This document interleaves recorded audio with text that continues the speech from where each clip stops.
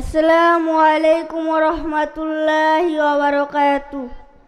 এক নম্বর হাদিস শরীফ, আকলিস দিনাকা ইয়াকফিকাল আমালুল কলিল। হাদিস শরীফের অর্থ, তোমার ইমানকে খাঁটি করো, অল্প আমলই নাজাতের জন্য যথেষ্ট হইবে।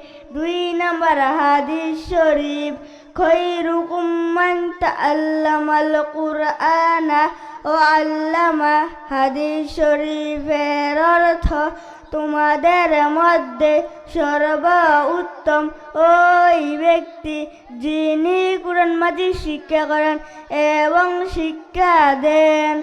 তিন নম্বর হাদিস শরীফ, কলাবুল ইলমি ফারিদাতুন। হাদিস শরীফের অর্থ, দ্বীনি ইলম তলব করা প্রত্যেক মুসলমানের উপর ফরজ। চার নম্বর হাদিস শরীফ, আত-তুহুরু শাত্রুল ঈমান। হাদিস শরীফের অর্থ, পবিত্রতা ঈমানের অঙ্গ।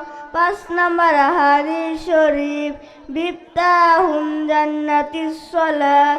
হাদিস শরীফের অর্থ, নামাজ বেহেশতের চাবি।